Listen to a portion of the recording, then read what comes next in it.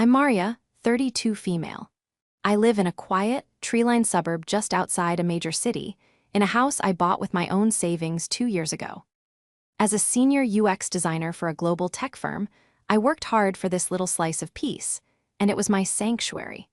Little did I know that my sanctuary was about to be invaded by the one person I should have been able to trust the most, leading to a calculated act of revenge that would redefine my understanding of family forever.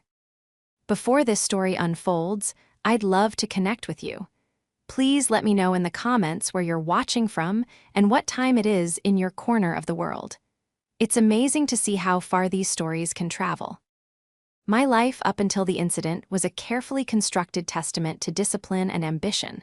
I wasn't born with a silver spoon. In fact, it was quite the opposite. My father, Antonio, was a mechanic who believed in hard work, but also in traditional family roles. He loved me, I think, but he revered my younger brother, Marco.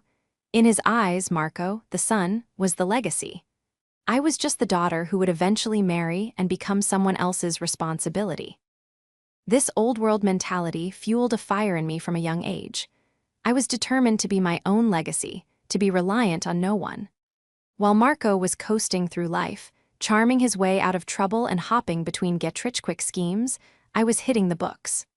I earned scholarships, graduated with honors, and climbed the corporate ladder with a relentless focus that often left me feeling isolated, even within my own family. Buying my house was the ultimate symbol of my independence.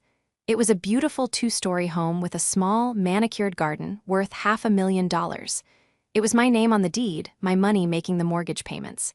It was mine. My father was outwardly proud, but I could always detect a faint undercurrent of something else. Discomfort, maybe. He'd say things like, "It's a big house for one person," or, "You must be lonely in there." Marco was more direct. He'd walk through the rooms during family visits, a smirk on his face, saying, "Must be nice. When I hit it big with my crypto portfolio, I'll get one twice this size." At the time, I brushed it off as typical sibling jealousy. I had no idea it was rooted in a deep, rotting sense of entitlement that our father had cultivated for years.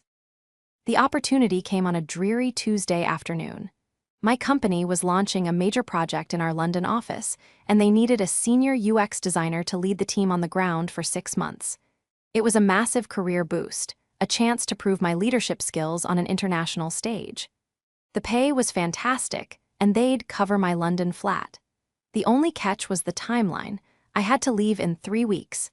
It was a whirlwind of planning, but the excitement overshadowed the stress. The biggest question was what to do with my house. Leaving it empty for 6 months felt wrong, and I worried about security. I mentioned this during our weekly family dinner. My dad, Antonio, immediately saw an opening. "Let Marco stay there," he said, not as a suggestion, but as a statement of fact. "He and Isabella are paying a fortune for that tiny apartment downtown. It would help them save up, and they can look after the place for you." Marco, who had been scrolling through his phone, looked up with wide, innocent eyes. "Yeah, Maria, that would be amazing. We'd be super careful. Water the plants, collect the mail, everything. It would be like we're not even here." His girlfriend, Isabella, chimed in, her voice sweet as honey. "We would be the perfect house sitters. You wouldn't have to worry about a thing." I hesitated. My relationship with Marco was strained. He was constantly asking for money, spinning tales of crypto investments that were just about to pay off. But the alternative was hiring a stranger or leaving the house vacant. My father pressed on. "He's your brother, Maria. Family helps family. This is what we do." The guilt trip was a classic Antonio move, and as usual, it worked. I felt a pang of selfishness for even hesitating. Maybe this was a chance to mend fences with Marco. Maybe having this responsibility would help him mature. "Okay," I agreed, laying out the ground rules. "You can stay in the guest room. My office and my master bedroom are off limits. You're responsible for paying the utility bills while you're here. I'll forward them to you. No parties, no major changes, you're guests." They both nodded enthusiastically, agreeing to everything. We signed a simple, informal agreement I typed up, outlining the terms. I felt a sense of relief. My house would be safe, and I'd be helping my brother. It felt like the right, sisterly thing to do. The last few weeks before my flight were a blur of packing and project handovers. I walked Marco and Isabella through the house, showing them the water shutoff valve, the fuse box, and how to operate the security system. I reiterated the rules, pointing specifically to my bedroom door. This door stays closed. All my personal things are in here. Marco waved a dismissive hand. Got it, sis. Don't worry so much. Go to London, rock your project. We'll hold down the fort. My last memory of him at the house before I left for the airport was of him standing on my porch, waving, with a smile that I, in my naivety, mistook for gratitude. In reality, it was the smile of a fox who had just been handed the keys to the henhouse. The 6 months in London were a resounding success. The project launched ahead of schedule, my team exceeded all its targets, and I earned a significant promotion to a director-level position. I worked long hours, immersing myself in the challenge. It was exhilarating, and I felt a profound sense of accomplishment. My communication with my family back home was sporadic. I'd have short, weekly video calls with my dad, who would give me brief updates. Everything's fine, he'd say. Marco is doing a good job with the house. When I asked to speak to Marco, he was always conveniently out. I'd send texts asking how things were, and he'd reply with one-word answers. Good, fine, all good. Isabella would occasionally post pictures on social media, but they were always selfies of them out at restaurants or clubs. I never saw any photos taken inside my house, which, at the time, I took as a sign of respect for my privacy. I foolishly thought they were upholding their end of the bargain. I was so wrapped up in my work that I didn't press the issue. I trusted them. I trusted my father's judgment. That was my second mistake. My return was meant to be a surprise. I wanted to see the genuine looks on their faces. I booked my flight to land a day before my official return date and took a cab from the airport directly to my house. As the cab turned onto my street, my stomach clenched. Something was off. There were more cars parked along the curb than usual. As we pulled up to my driveway, I saw it was blocked by a flashy, bright blue sports car that I knew for a fact Marco couldn't afford. The garden I had so meticulously cared for was overgrown with weeds, and my porch was cluttered with empty bottles and a discarded pizza box. My heart started to pound. This wasn't the holding down the fort I had envisioned. I paid the driver and walked up my own walkway, a feeling of dread washing over me. As I got closer, I could hear loud music and a cacophony of laughter coming from my backyard. A party. A big one. So much for no parties. I used my key, but it wouldn't turn in the lock. Confused, I tried again. It was jammed. They had changed the locks. My own house, and I was locked out. A cold fury began to bubble beneath my shock. I walked around the side of the house, my suitcase bumping along the flagstones, and pushed open the gate to the backyard. The scene that greeted me was one of utter chaos. There were at least 40 people crammed onto my patio and lawn. A makeshift bar was set up on my outdoor dining table, and someone had set up huge speakers that were blasting music. My beautiful rose bushes were trampled, and there were cigarette butts floating in my bird bath. And there, in the center of it all, was Marco, holding a beer, regaling a crowd with some loud story. Isabella was beside him, laughing, looking every bit the queen of the castle. My father, Antonio, was manning the grill, flipping burgers as if this was the most normal thing in the world. He saw me first. His eyes widened, and the spatula in his hand clattered onto the patio stones. The small group around him fell silent, and like a wave, the silence spread across the yard as everyone turned to look at me, the stranger with the suitcase. Marco's smile froze on his face. He quickly recovered, plastering on a grin that didn't reach his eyes. "Maria, you're back early. We were just throwing you a surprise welcome home party." The lie was so blatant, so insulting, it took my breath away. A welcome home party for me, where no one, including me, was aware I was coming home? My gaze swept over the yard, taking in the damage, the strangers lounging on my furniture, the sheer disrespect of it all. A party. I said, my voice dangerously quiet. "Marco, we had an agreement." My father stepped forward, wiping his hands on an apron that had my initials embroidered on it. "Now, Maria, don't make a scene, it's just a little get-together. The boy is celebrating." "Celebrating what?" I snapped, my eyes locking onto Marco's.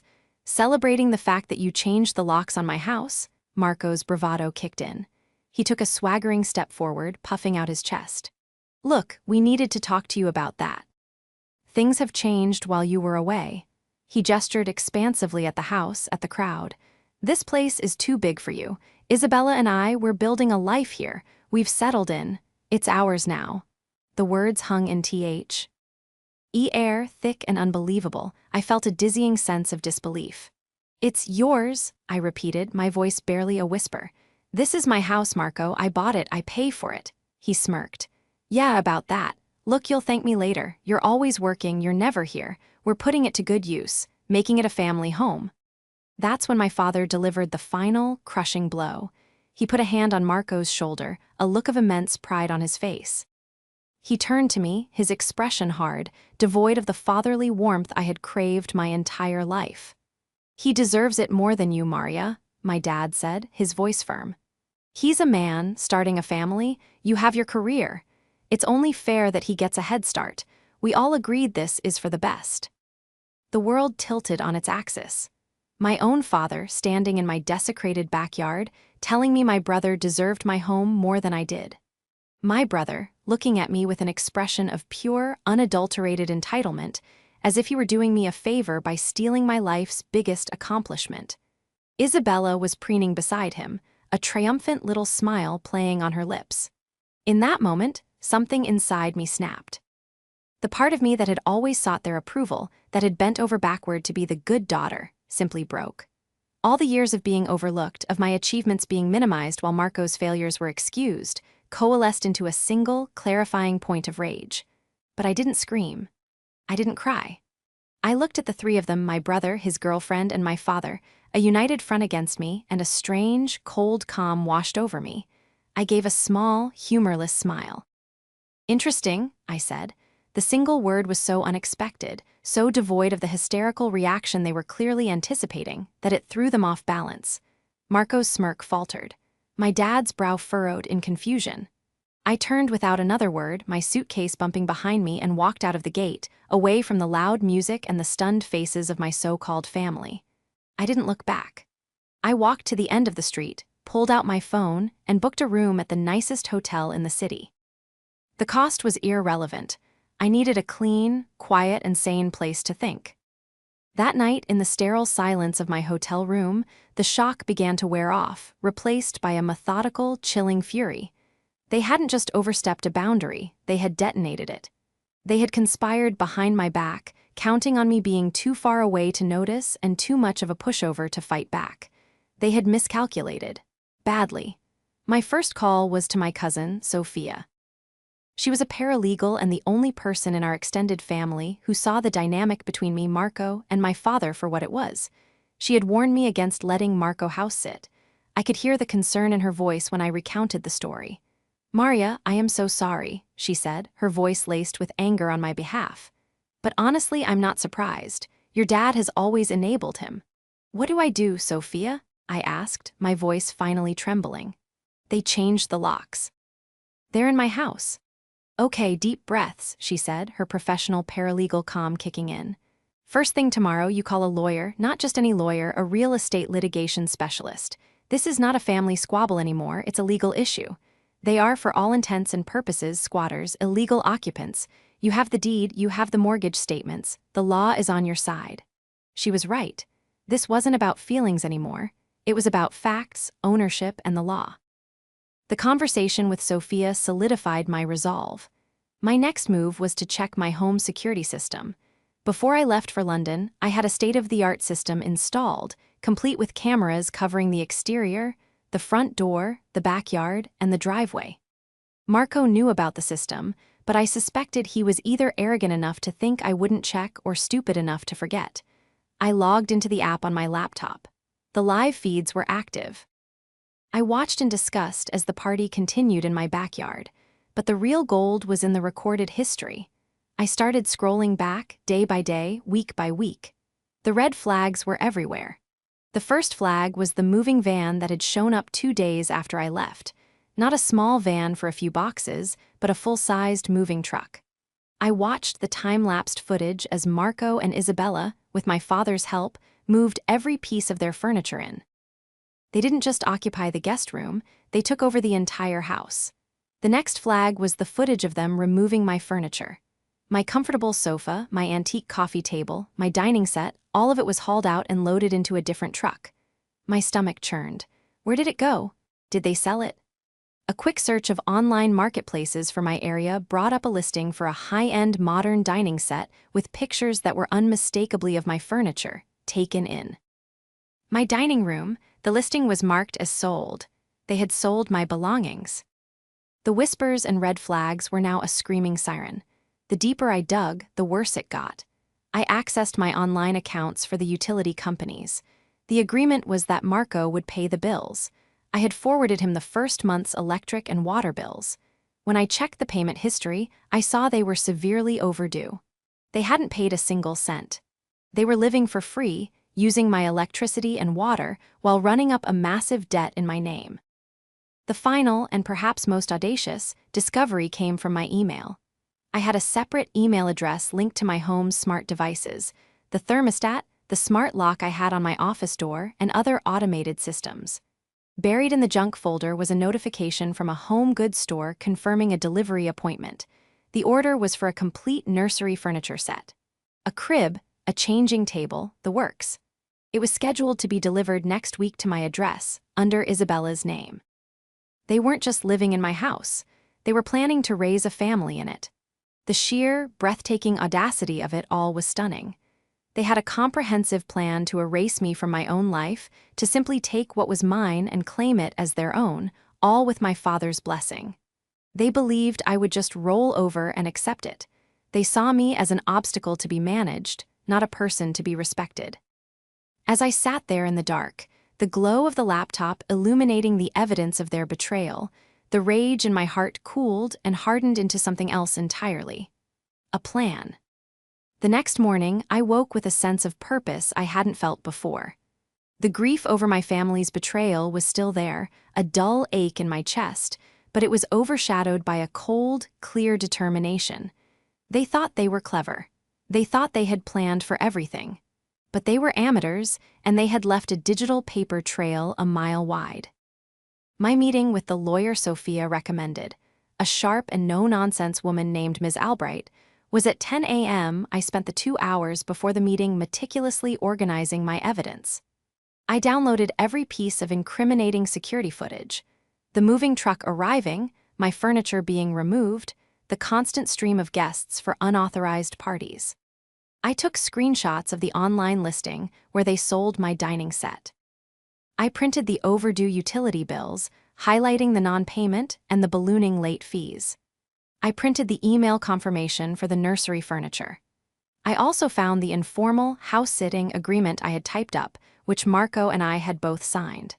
It was simple, but it clearly stated they were guests, that they were to stay in the guest room, and that they were responsible for utilities. It explicitly forbade any alterations to the property. Changing the locks was a direct violation of that agreement. When I sat down in Ms. Albright's office and laid out my organized folder of evidence on her polished mahogany desk, her eyebrows shot up. She listened intently as I recounted the story, her expression shifting from professional neutrality to visible indignation. "Ms. Sanchez," she said when I finished, her voice crisp, "this is one of the most brazen cases of unlawful detainer I've seen. Your brother and his girlfriend are not tenants, they have no lease. At best, they were tenants at will, a status that was terminated the moment they violated your agreement and changed the locks. At worst, they are simply trespassers." She picked up the signed agreement. "This is excellent. It clearly establishes the terms of their stay, which they have systematically violated. And this," she tapped the printout of the sold furniture listing, "this is theft, pure and simple. We can and should file a police report for that." The plan she laid out was multi-pronged and ruthlessly efficient. Step 1 was the legal eviction process. She would draft an immediate notice to quit, a formal legal document giving them a legally mandated, but very short, period to vacate the premises. In our state, because there was no formal lease and no rent being paid, that period was just 3 days. The notice would be delivered by a professional process server, making it official and undeniable. Step 2 was securing my property. "You have every right to protect your asset," she explained. The moment that notice is served, we can arrange for a locksmith to meet you there. You regain control of your property. We will also inform the utility companies of the situation. We can have services suspended, citing fraudulent use, since the account is in your name and you did not authorize this level of consumption without payment. Step 3 was where my own tech skills came into play. Ms. Albright was focused on the legal and physical aspects, but I knew the digital world was where Marco and Isabella lived and breathed. Marco's identity was wrapped up in being a crypto mogul and an influencer. Isabella curated her life meticulously on social media. Their online personas were their currency, and I was about to devalue it. That afternoon, after leaving the lawyer's office with a clear plan of action, I went to work. The first part was a quiet act of digital reconnaissance. Since they were using my Wi-Fi network, I still had administrative access to the router. A few clicks, and I was looking at every device connected to my network. Their phones, their laptops, Isabella's tablet, even their smart TV. I didn't spy on their content, that was a line I wouldn't cross, but I did make a careful list of all their devices. Then I changed the Wi-Fi password. It was a small, petty act, but I knew it would be like cutting off their oxygen. Their entire social and professional lives depended on being online. Next, I combed through social media. Isabella's profile was public. I scrolled back through months of posts. While she hadn't posted photos inside my house, she had posted dozens of pictures of expensive dinners, new clothes, and weekend trips. The captions were all about living our best life and how their investments were paying off. It was a carefully crafted illusion of wealth and success, all funded by the money they saved living rent-free in my home and likely from selling my possessions. I took screenshots of everything. The most crucial piece of my digital counteroffensive involved the local community. My neighborhood had a very active homeowners association, HOA, with a notoriously strict set of rules and a very active online forum. I logged in and saw a few new threads in the complaints section. One was about an unfamiliar blue sports car consistently parked in a fire lane. Another was about loud music late on a Sunday night. A third was about an unkempt front yard violating community standards. All of them pointed directly at my address. The complaints were anonymous, but the frustration was palpable. This was my opening. I drafted a polite, carefully worded email to the HOA management company. I introduced myself as the legal owner of the property, explained that I had been abroad for an extended work assignment, and stated that my temporary house sitters had violated our agreement and were occupying the property without my consent. I mentioned that I was taking legal steps to have them removed and apologized profusely for the disturbances they had caused to the neighborhood. I assured the HOA that I would rectify all violations, the lawn, the unauthorized vehicle, everything, as soon as I regained access to my property. This email served two purposes. It positioned me as a responsible homeowner, and it officially put the HOA on notice. I knew that once the HOA was involved, they would bring their own unique brand of pressure to bear on Marco and Isabella. They had made enemies not just of me, but of the entire neighborhood. And the neighborhood, armed with its bylaws and fines, was about to become my unwitting ally. The digital paper trail wasn't just evidence anymore, it was a weapon, and I was ready to use it. With the legal and digital foundations laid, the next 48 hours were about assembling the final pieces of my arsenal. Every action was deliberate, a calculated step toward reclaiming my life and delivering a consequence so severe that Marco and my father would never forget it. First on the list was the police report. Walking into the local precinct to report my own brother for theft was one of the hardest things I've ever done. It felt like severing the final thread of what our family used to be, but Ms. Albright was firm. This is not a family dispute over a sentimental heirloom, Maria. This is grand larceny. They sold thousands of dollars of your property. You must treat it as such. I gave my statement to a calm, professional officer, providing the screenshots of the online listing and an itemized list of the furniture that was missing, along with its estimated value. The officer was sympathetic and assured me they would open an investigation. The act of filing the report was cathartic.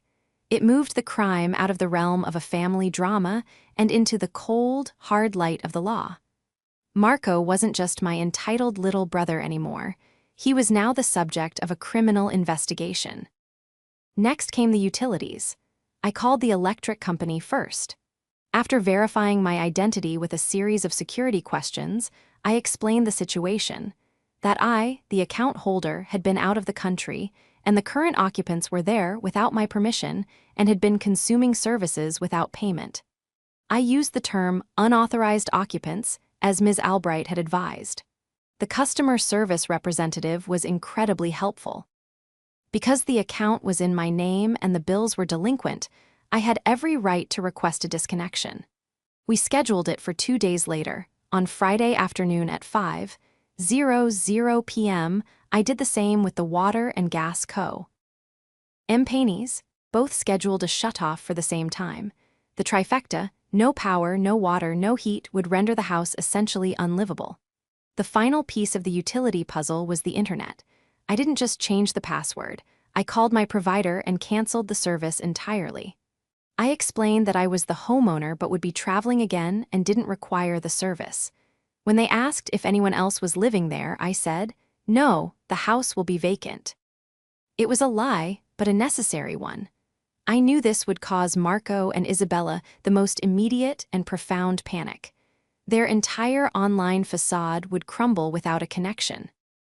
While I was dismantling their comfortable setup, my cousin Sophia was proving to be the most valuable ally I could have asked for.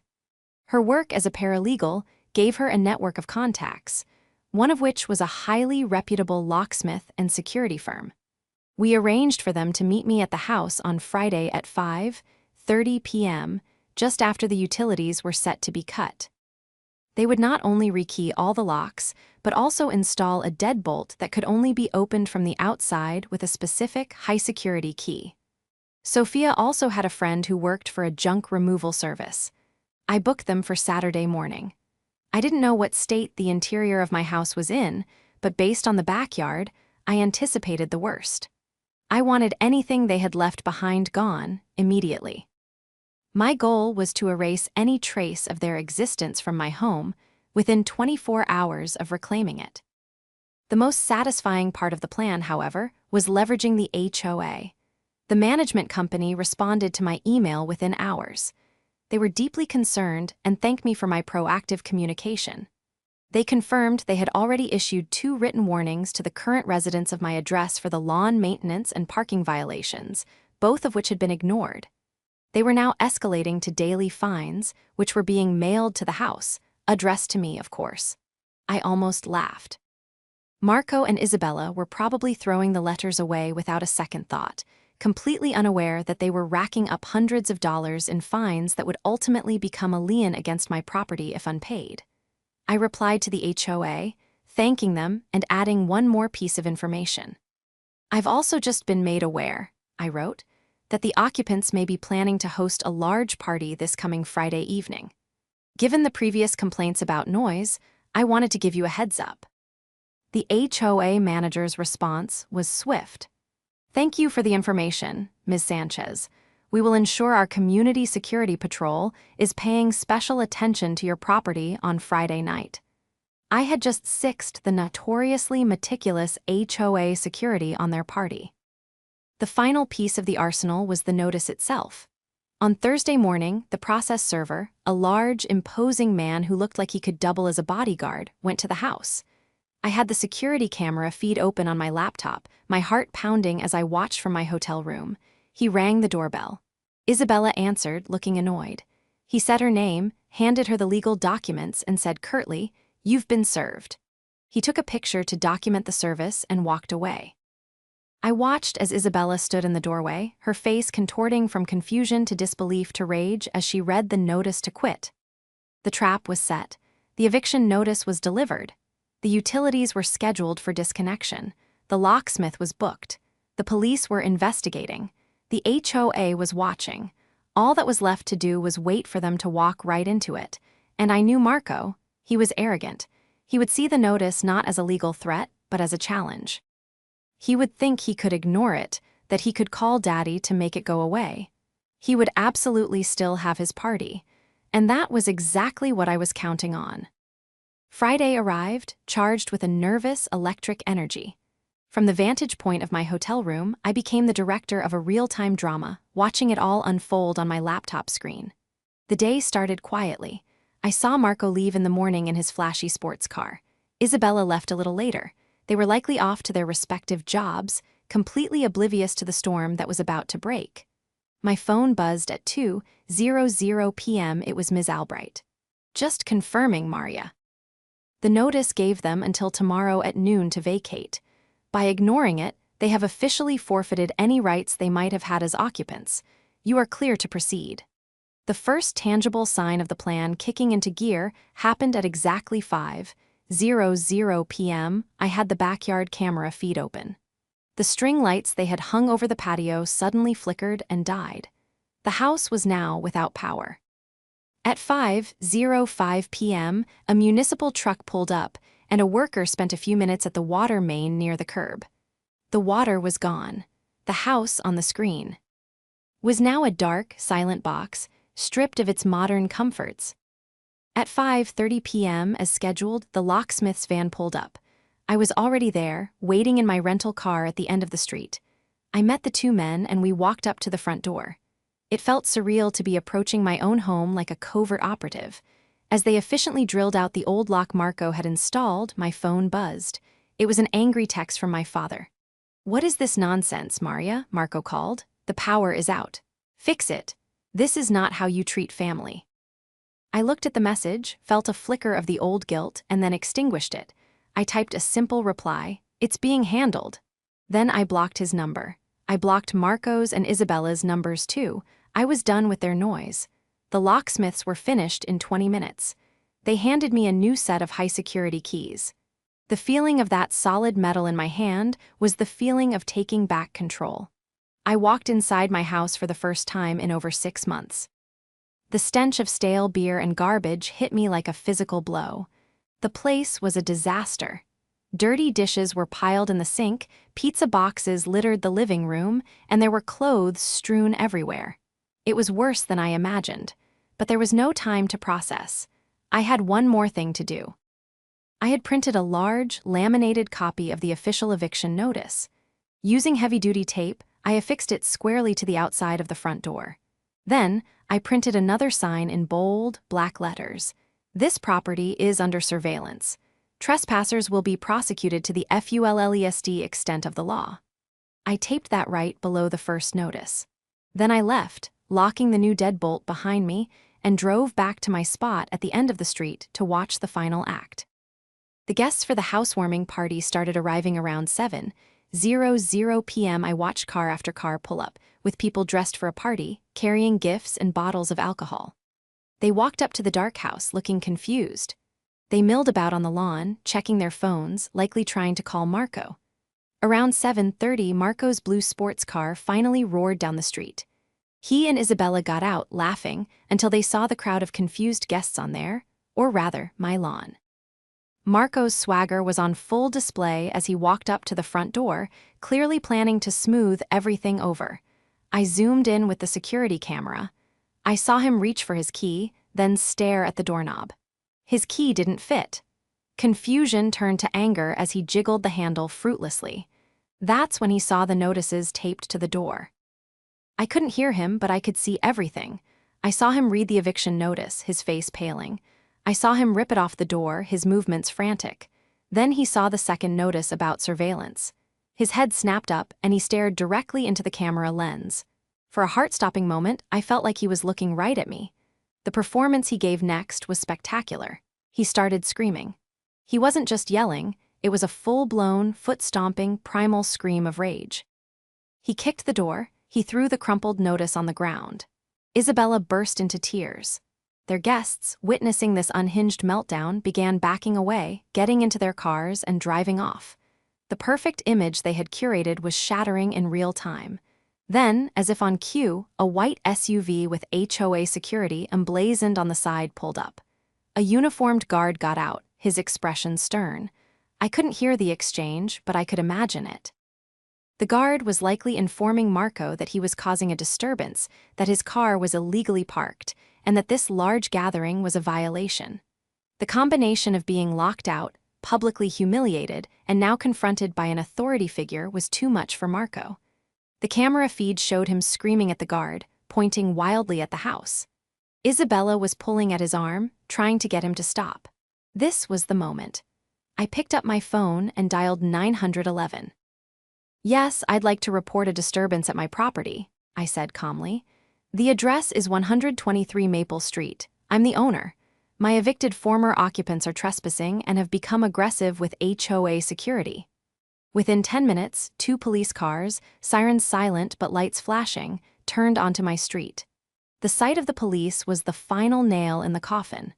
Marco's fight instantly evaporated, replaced by a look of sheer panic. The officers separated everyone, talking to the HOA guard, then to a weeping Isabella, and finally to a deflated Marco. I watched as they ran his name. I wondered if the theft report I filed had been processed yet. One of the officers walked to the front door, read the notice I had posted, and then walked back to Marco. The conversation was short. A few minutes later, Marco and Isabella were being escorted to their car. An officer stood by until they had driven away. The street was finally quiet. The tie was over, the house was mine. The morning after the failed housewarming party was grimly satisfying.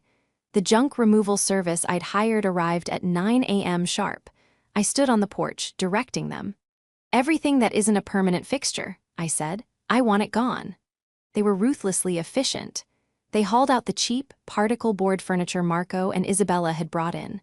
They bagged up clothes, electronics, and kitchenware. Every trace of them was put into the back of a massive truck. Among the items, they found several unopened boxes of nursery furniture. I told them to take that too. By noon, the house was an empty, echoing shell. It smelled of cleaning products instead of garbage. The process was a purge, a necessary and cleansing ritual to reclaim my space. While the crew worked, my phone, which I had unblocked, began to explode. There were dozens of missed calls and a flood of text messages, a digital torrent of panic and rage. They came from my father, my brother, and even some extended family members who had clearly only heard one side of the story. Marco's texts were a chaotic jumble of threats and pleas. "You can't do this to us, we have nowhere to go, you'll pay for this." Followed minutes later by, "Maria, please, we can talk about this, I'm sorry, just let us get our stuff." My father's messages were laced with disappointment and fury. "You have shamed this family. To call the police on your own brother? What is wrong with you? He made a mistake, but you are destroying his life over a house. You have a cold heart, Maria."